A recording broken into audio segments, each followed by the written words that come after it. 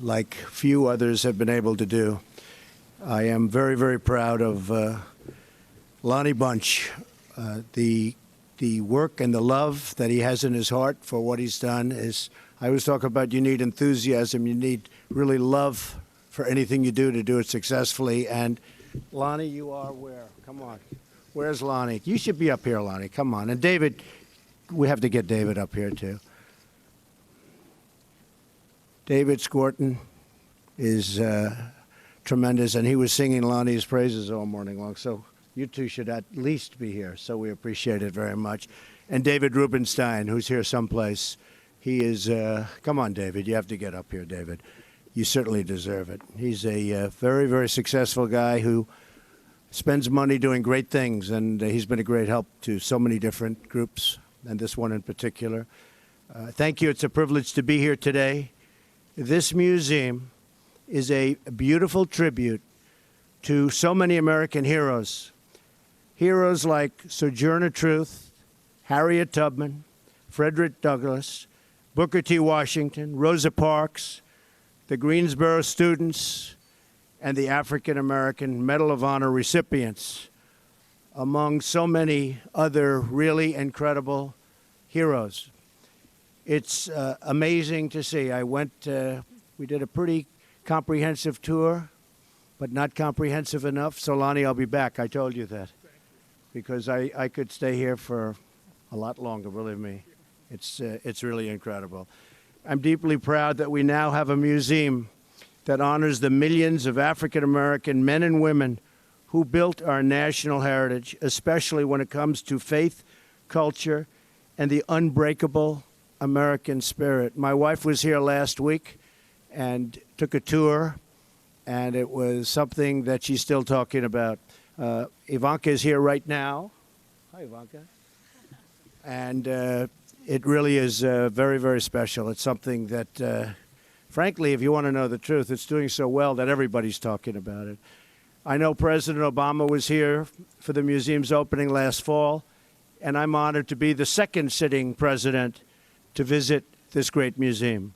Etched in the hall that we passed today is a quote from Spotswood Rice, a runaway slave who joined the Union Army. He believed that his fellow African Americans always looked to the United States as the promised land of universal freedom. Today and every day of my presidency, I pledge to do everything I can to continue that promise of freedom for African Americans and for every American. So important, nothing more important. This tour was a meaningful reminder of why we have to fight bigotry, intolerance, and hatred in all of its very ugly forms. The anti-Semitic threats targeting our Jewish community and community centers are horrible and are painful, and a very sad reminder of the work that still must be done to root out hate and prejudice and evil. I want to thank a great friend of mine, Dr. Ben Carson, and his beautiful family, Candy and the whole family, for joining us today. It was very special to accompany him and his family for the first time seeing the Carson exhibit. First time. Oh, I'm so proud. I love this guy. He's a great guy, really a great guy. And he can tell you better than me, but I'll tell you what, we really started something with Ben. We're very, very proud of him. Hopefully next week he'll get his approval, about 3 or 4 weeks late. And you're doing better than most, right? But the Democrats, they'll come along. I have no doubt they'll come along. But Ben is going to do a fantastic job at HUD. I have absolutely no doubt he will be one of the great ever in that position. He grew up in Detroit and had very little. He defied every statistic. He graduated from Yale, and he went on to the University of Michigan's medical school. He became a brilliant, totally brilliant neurosurgeon, saved many lives and helped many, many people. We're going to do great things in our African-American communities together. Ben's going to work with me very, very closely. And HUD has a meaning far beyond housing. if properly done, it's a meaning that's as big as anything there is. And Ben will be able to find that true meaning and the true meaning of HUD as its secretary. So I just look forward to that. I look forward to watching that. He'll do things that nobody ever thought of. I also want to thank Senator Tim Scott for joining us today. A friend of mine, a great, great senator from South Carolina. I like the state of South Carolina.